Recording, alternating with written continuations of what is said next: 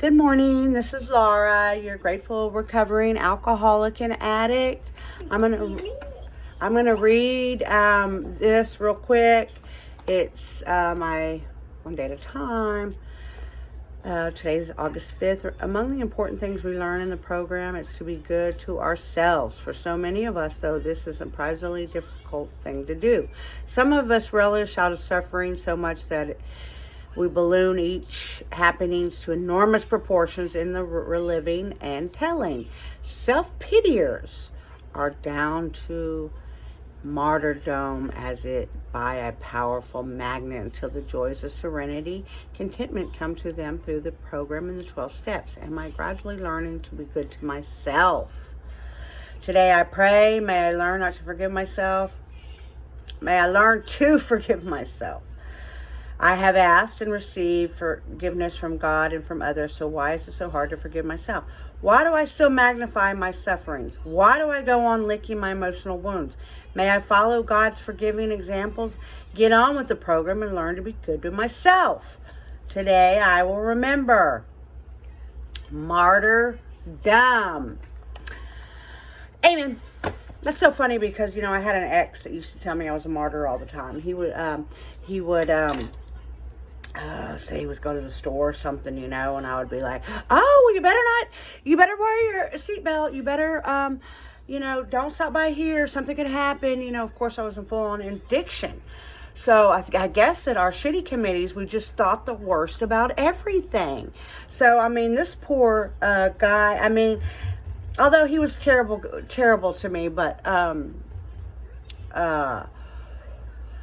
I always just, I used to think, I told you in my fucked up mind that I would think that there was going to be a bomb that would go off at Chuck E. Cheese because, I had drugs in my system, and then I would go to the hospital and then they would find out and all that. This was all in my mouth, in my stinking thinking.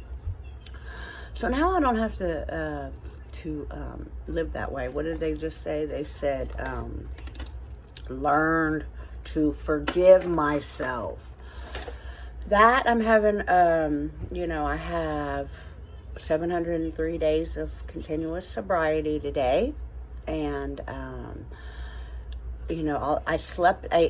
did sleep eat last night. I got into the nuts and I got into the Parmesan crisp.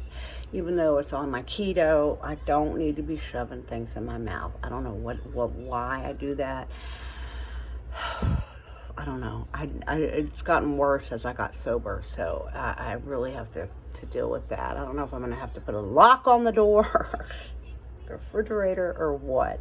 But learning to forgive myself, I, still am trying to what am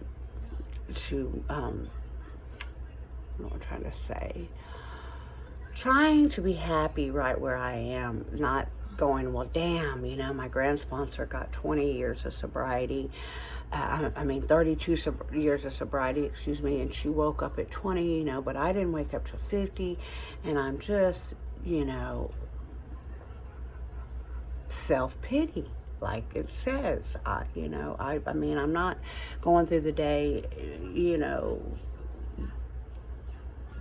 mad, but I am just a little bit disappointed in myself that I took so long to walk into the eyes of sobriety, into the rooms of sobriety, because once I did that in November of 2018, but yes, I did relapse, but I'm coming up on 2 years. I only relapsed for one day, and when I relapsed, it was almost like I wanted to make sure, that was my best friend for 35 years.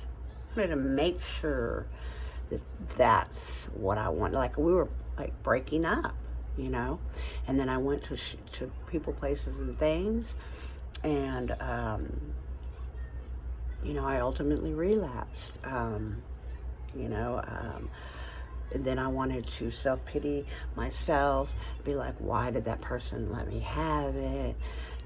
But you have to remember they're an addict, and misery loves company. So, I'm learning every day how to put one foot in front of the other and to live a life where I'm proud of myself right where I am. It's not easy. I mean, it's a struggle, you know, and I'm struggling with this eating at night. But is my life better? You know, I was talking about the abundance of savings that I have now. Well, hell yeah, it's better. You know, I'm not opening drawers this morning looking for my pipe, you know. I'm not, you know, I don't smoke cigarettes anymore. If you do, that's good for you. I put it down because, you know, I really drank when I was just fucked up. And then, you know, I don't get fucked up anymore. So it just didn't taste good. So, but now I'm an avid coffee drinker. Thank you, AA. So they always say you trade one vice for another. But anyway, it's Friday. I hope you guys are going to have a wonderful weekend. I'm going to try to come on tomorrow sometime, do a live video. I'm still nervous about that. But I know I got a bunch of girls, a tribe around me. Men too. We have some men on our page on What a Girl Needs in Recovery. Over 300 members as of today. I'm so happy about that. I'm so grateful. I thank you guys. I'm loving it. I'm loving all the positive things that I'm reading. You know, it's just like, you know, I posted one earlier and I really didn't know this. Peace is an inside job. Nobody's going to give you a peaceful life. You have to do it yourself. And I always thought that every fucking body else's job was to make Laura feel good. Well, Laura feels good now because I have peace inside of me. I have, you know, almost 2 years of sobriety.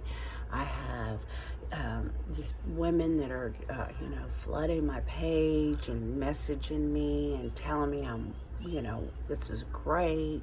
And that's all I want. I just want you guys to have a platform where we can share and, you know, live on life's terms. Because if I can do it after 50 years old, so can you. So have a beautiful day. I love you very much. And stay tuned. Bye.